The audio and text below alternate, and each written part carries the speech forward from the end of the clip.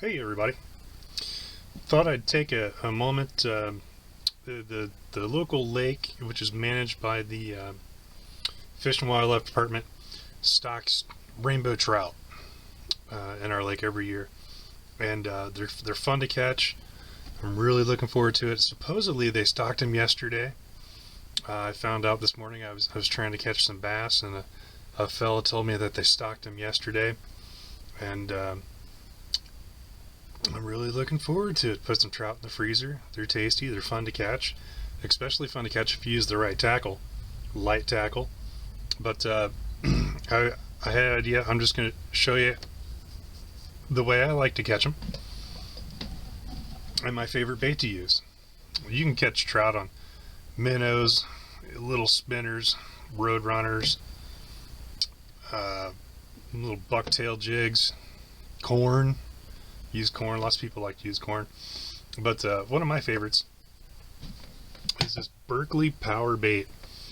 It's the corn. I think it's one of the best trout baits ever. You pick it up at Wally World or wherever you get bait. Less than $4. I think it's usually around $3.50. You buy one of these, it'll last you. See, this is actually one left over from last season. And what I'll actually do is I will probably go and buy a fresh one because I'm kind of superstitious that way. I want to make sure I have the best chances of catching fish and having fun. As you can see, it's like Play-Doh. You just scoop a little bit out with your finger and you roll it into a ball. And you just roll it up. And as far as like touching this bait, getting your scent all over it, I've never, since I've been using it, I've always caught my limit of trout. I've never, this is a little old so it's not sticking together like it should. We'll just mash it up a little bit there. But, and my hands are dirty. I work with my hands. I just had an idea to do this video, spur of the moment type thing. But, usually without the dirt, it's obviously that color. But you're just gonna roll it up into a little ball, about a marble size, and when you put it on the hook, the cool thing about this bait is it floats. And the advantage to that, one, it's fluorescent green or yellow, whatever you want to say. It's corn colored. Fluorescent corn, will go with that. But it floats.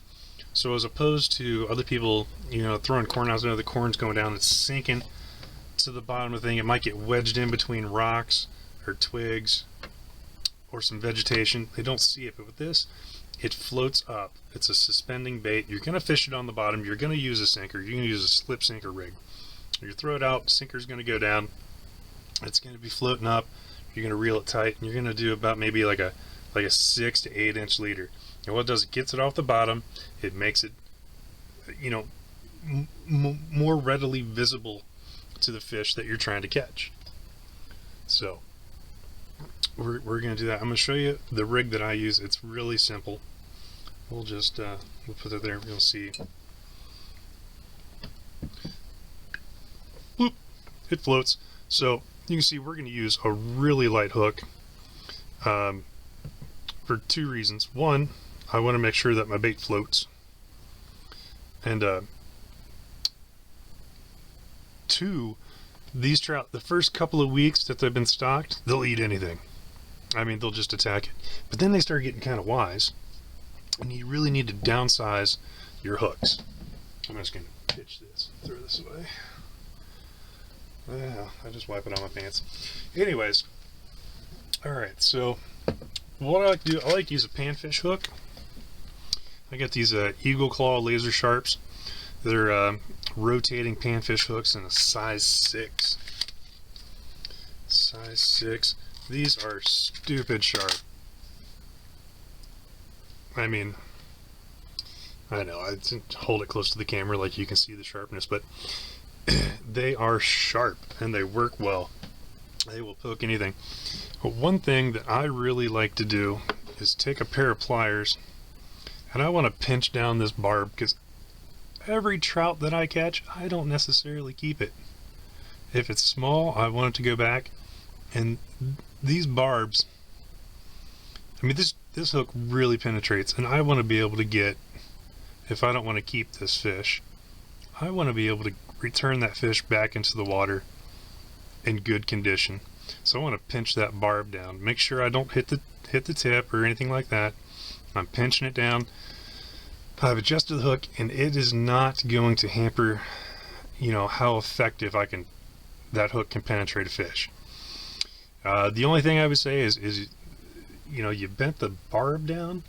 You definitely, after you hook the fish, you want to keep some pressure on it. You want to keep the hook in him. It will be easier for it to wiggle out of the fish's mouth, but generally it's not a problem. Just keep the pressure on the fish. All right, I'll be using some 4-pound test Berkley trilene. It's clear. I like to use light spinning tag. I have a 7-foot ultralight rod paired with a Shimano Sienna 500 spinning reel. So it's real good. I like it. I just put that combo together, took it out this morning. It's great to catch little bass on and whatnot. It makes a little fish seem a lot bigger, and that's what makes it funner. So we're just gonna peel off a little bit here. We're gonna go ahead and we're gonna tie it on here with a clinch knot. You can use whatever knot that you want to use. I like clinch knots. It's committed to memory, so I use it. We're just gonna thread it through the eye and go 1, 2, 3, 4, 5, and 6. We're going to go back through this loop that we created down here, shove that through, and then when we just made another loop, we're going to stick it right back through there. My big thumb in the way.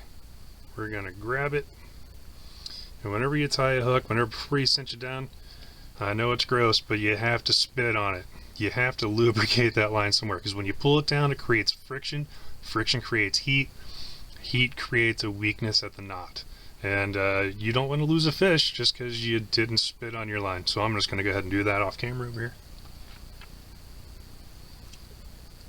And I'm going to go ahead and pull it on down. So we got it. It's on down. Pair of scissors. Normally I just bite that off, but leave a quarter. Leave a quarter. You don't have to clip so close.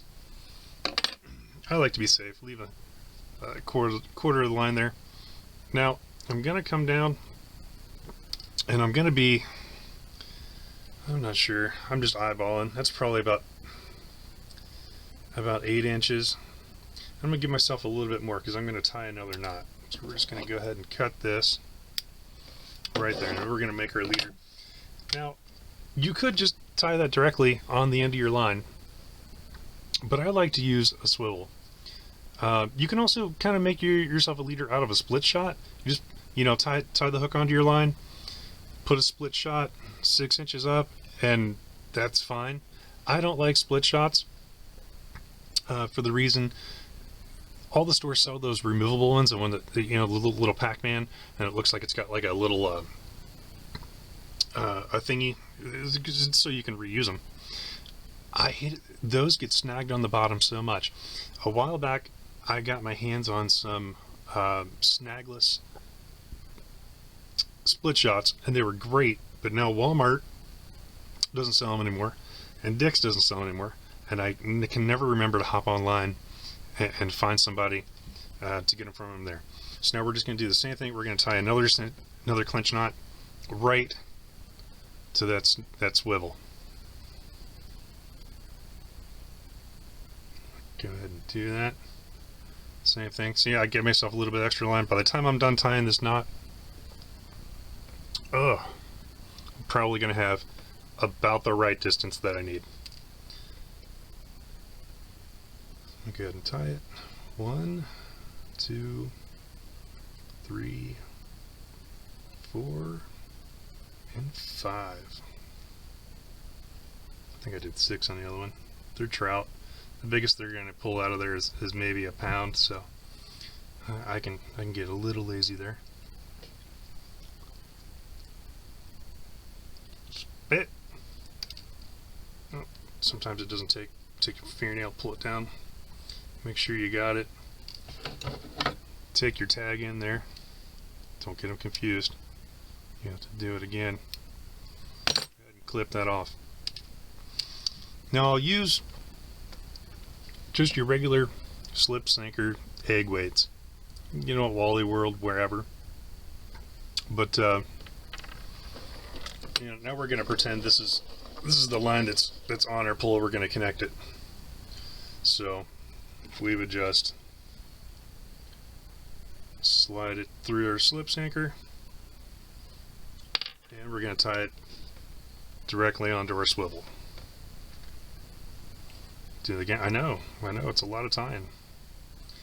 It's a lot of tying. It pays off. It does kind of suck. I might be tempted to go back to a split shop if I had you know, if I was just breaking off left and right. It would kill me to sit there on the bank and just keep tying these all day after I broke off. It would be horrible. I'd be frustrated. It'd be easier just to tie one hook and slap on a split shot. I get it. Little spit. We're gonna clip. There we go. So we're gonna throw it out. Got our slip sinker. Slip sinker is gonna stop right there, which gives us probably about an 8-inch leader, 8-9 inch. That's not too bad. If I did this again, I probably would make it a little shorter. You got to think, you know, we're gonna suspend off the bottom, you know, that much. It's not horrible. So now, once again, we just grab our Play-Doh, and when this stuff is new, it's actually, whereas this stuff, it's kind of old and cakey. It doesn't want to roll together very good. Like I said, this is from last winter. It's been in my tackle box. It's gotten hot. It's gotten cold. Hot and cold again. But about a marble. You can go bigger. You can go bigger if you want to. Go bigger. Just roll it.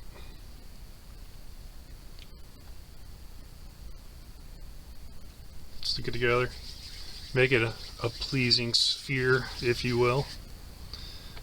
And we're just gonna bury. I should have done this with a newer thing. I could have waited one day, but I had this on my mind. I just thought I'd do it now. And we're just gonna go ahead and bury that hook in it, and we're gonna pack it around that hook. We're not gonna leave the barb exposed or anything.